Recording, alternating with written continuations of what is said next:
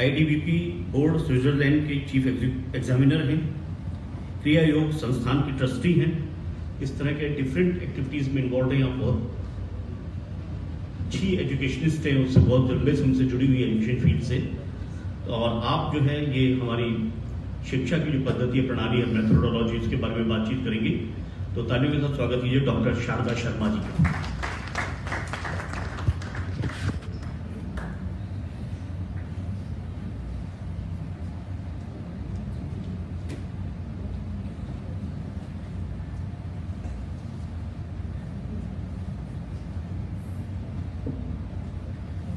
नमस्कार, माफ़ कीजिए, हिंदी इंग्लिश दोनों में बात करूंगी मैं।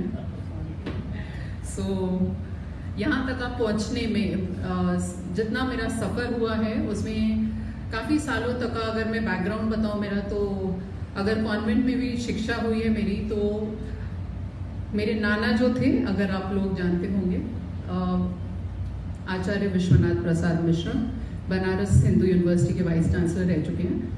और जिन्होंने, जो हम लोग आज की हिंदी बात करते हैं, वो खड़ी हिंदी जो है उन्होंने हरिवंश राय बच्चन के साथ में और बाकी तिवारी जी के साथ में मिलके इस सब का प्रचार किया था। And that was like quite a few years ago. So हमारे स्कूल में अभी पिछले हफ्ते कुछ स्टार टॉक का हमारा USA से कल्चरल एक्सचेंज की बात हो रही थी। सो उसमें हमको ये पता चला कि अगर USA के बच्चों को अगर हमारे बच्चे पढ़ा सकते हैं, नाउ स्कूल के कॉलेज के बच्चे अगर हमारे बच्चे पढ़ा सकते हैं, तो हमारे बच्चों में हिंदी को लेके ऐसी क्या चीज़ें हैं, खाली हिंदी को ही लेके नहीं, बाकी स्किल्स को लेके भी क्या चीज़ें जो पिछले 10 सालों में डेवलप हुई हैं, जो उसके पहले 70 सालों में डेवलप नहीं हुई थी। तो मैं खाली मेथोडोलॉजी के बारे में बात नहीं करूँगी, स्किल्स के बारे में बात नहीं करूँगी, लेकिन काफ़ी उसके जो वजह रही हैं कि हम यहाँ तक का अभी तक क्यों नहीं पहुँच पाए हैं, कि हमारे बच्चों में जो स्किल्स हैं वो डेवलप क्यों नहीं हुए हैं।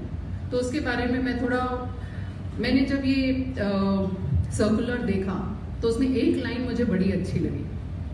उसमें था फ्रैंक ओपिनियन, आपके फ्रैंक ओपिनियन आपको सामने रखने हैं।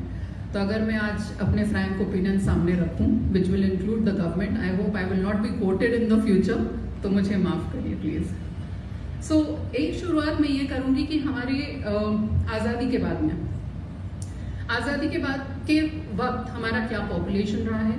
1951 में हमारा क्या पॉपुलेशन रहा है, 360 मिलियन पीपल, सिर्फ 360 मिलियन पीपल। 10 साल के बाद में 450 मिलियन पीपल, उसके 10 साल के बाद में 71 तक का पहुंचने तक का 540 मिलियन पीपल की हमारी आबादी थी। 81 में 680, 91 में 840। सो 680 से वो जो 10 साल का गैप था, उसमें 840 मिलियन पीपल, कम से कम 200 मिलियन पीपल और बढ़ गए, और आज हम लोग 1 बिलियन के ऊपर हैं। अगर जिस तरीके से हमारा पॉपुलेशन बढ़ रहा था इंडिया में, अगर उस वक्त ही ये सोचा जाता गवर्नमेंट की तरफ से, again I will be coating government all the time, government की तरफ से अगर ये सोचा जाता कि जहाँ जहाँ हमारे जितने स्टेट्स हैं वहाँ जैसा जैसा पॉपुलेशन बढ़ रहा है, उस स्तर पे ही अगर उतने ही स्कूल्स और कॉलेजेस का निर्माण होता उस वक्त, तो क्या हमारा देश आज किसी और स्तर पर रहता। तो ये एक गौर करने की बात है। It is not a simple thing, लेकिन ये हम लोगों ने सोचा नहीं उस वक्त। दूसरी बात ये आ गई कि गवर्नमेंट का एलोकेशन क्या रहता है, फंड्स जो गवर्नमेंट देती है, तो शिक्षा के लिए गवर्नमेंट कितने फंड्स देती है। 1,20,000 करोड़ ये फंड नॉमिनेट हुआ है, एलोकेट हुआ है शिक्षा के स्तर पे देने के लिए, which includes the education cess. So education cess पे थोड़ा बहुत कुछ फर्क होता है, लेकिन ये हुआ है। लेकिन ये जो मनी जाता है, ये गवर्नमेंट एडेड इंस्टीट्यूशंस को ही जाता है कि नहीं।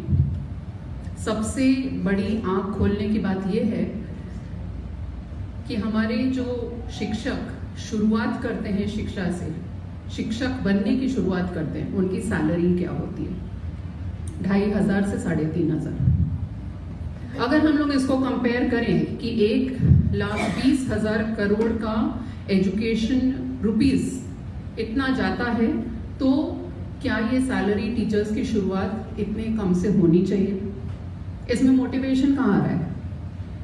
यहाँ पे ओनली डिमोरलाइजेशन आ रहा है, डिमोटिवेशन आ रहा है।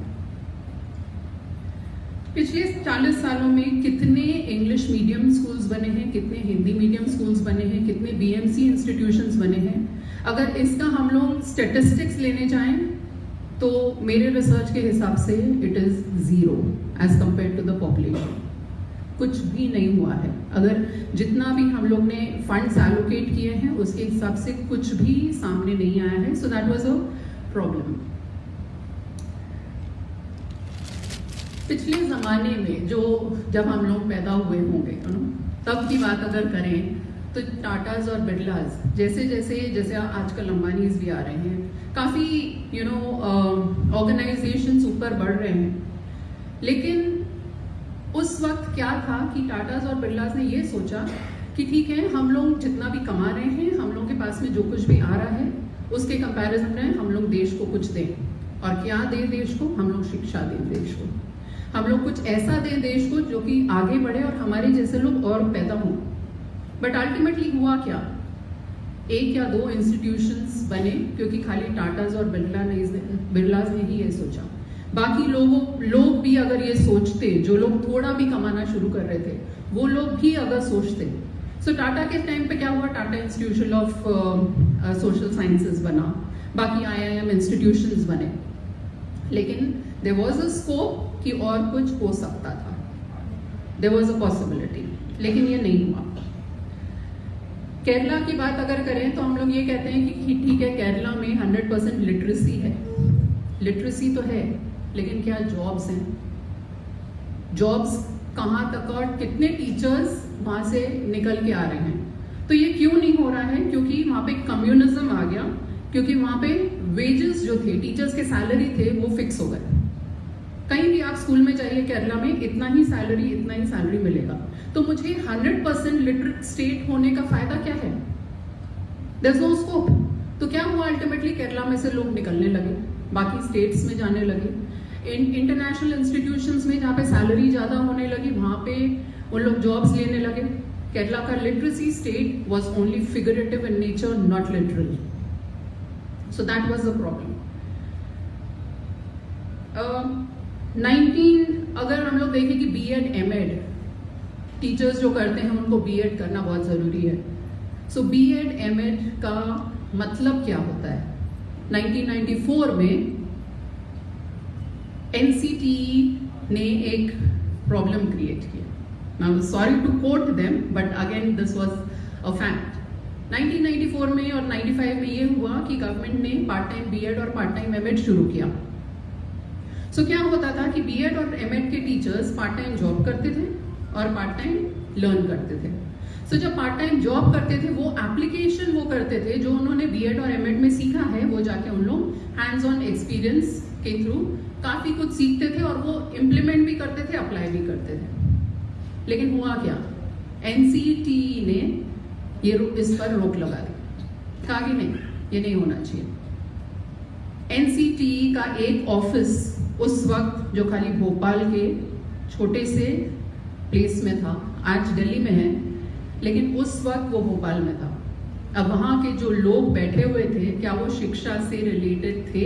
अगर मैंने इसके बारे में रिसर्च किया है तो मुझे पता चला नहीं, उनका मैनेजमेंट बैकग्राउंड था। कहाँ तक का हम लोग ये सोचते रहेंगे कि गवर्नमेंट का इंटरफियरेंस, गवर्नमेंट का बैकग्राउंड जो NCTE के बेसिस पे होता है, नेशनल एजुकेशन के बेसिस पे होता है, वो अगर एजुकेशन में इंटरफियर करने लगे तो हमारी शिक्षा कहाँ जा रही है? IIM को ले लीजिए आप। 2007 में एडवर्टाइजमेंट एक निकला कि IIM इंस्टीट्यूशंस जो हैं, जो औरंगाबाद, कोलकाता बड़े बड़े इंस्टीट्यूशंस IIM के हैं, वहाँ पे डायरेक्टर्स की ज़रूरत है। यहाँ पे IIM के लोगों को खुद को नहीं मालूम था कि ऐसा कुछ एडवर्टाइजमेंट निकला है। जब उन्होंने पेपर देखा सो दे वर शॉक्ड। तो क्या उनके पास इतना भी हक नहीं है कि उन लोग खुद अपने लीडर्स चूज कर सके? और कौन से डायरेक्टर्स आए उसके बाद में? That is history again. It was not from the education background. जो IIM से पढ़े हैं वो वहाँ के डायरेक्टर्स नहीं बने, कोई और बना। सो अल्टीमेटली इट इज, अगर HRD मिनिस्ट्री भी अपने अंडर में ये सब कुछ ले रही है तो कितने हद तक का वो सक्सेसफुल हो रहे हैं, इसके ऊपर हमको गौर करने की बहुत बड़ी आवश्यकता आज के समय में है। ये हम लोग ने कभी सोचा नहीं। स्किल्स मेथडोलॉजीज ले लें, क्यों हमको इसकी जरूरत पड़े कि हम लोग IB इंस्टीट्यूशंस यहाँ पे चलाएं? I am the head of an IB institution, but I am totally against it, क्योंकि मैं हिंदुस्तान में रह रही हूँ, मैं हिंदुस्तान में पली बड़ी हूँ। क्या हम अपने बच्चों को वो शिक्षा नहीं दे सकते जो हमको बाहर का प्रोग्राम अपने देश में लाना पड़ रहा है और ये बोलना पड़ रहा है कि नहीं ये प्रोग्राम अच्छा है, तुम प्लीज इसमें करो अपना एजुकेशन? और क्या होता है अल्टीमेटली, इंडियन एजुकेशन को लेके अगर कोई बाहर जाता है और IB एजुकेशन को लेके कोई बाहर जाता है, उसके जॉब प्रोस्पेक्ट्स क्या हैं? क्या मैं ये क्वेश्चन आपसे पूछ सकती हूँ? किस बच्चे को जॉब प्रोस्पेक्ट्स पॉसिबल है इंडियन एजुकेशन के बच्चे को है कि IB के बच्चे को? क्या है उसमें?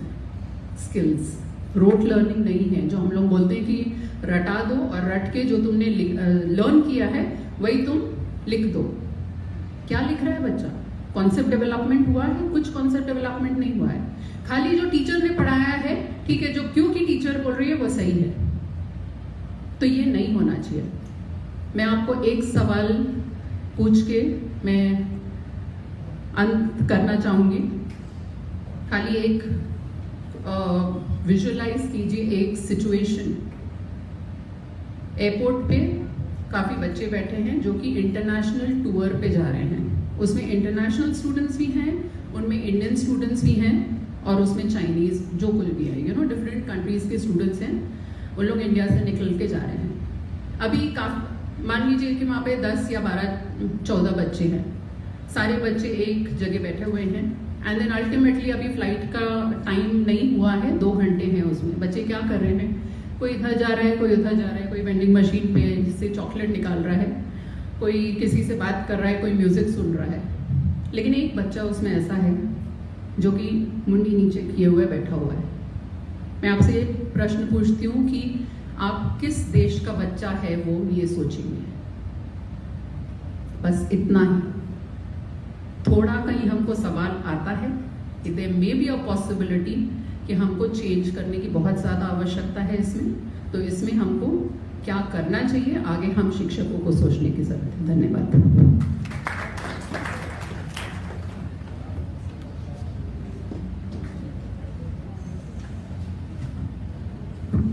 धन्यवाद डॉक्टर शारदा शर्मा।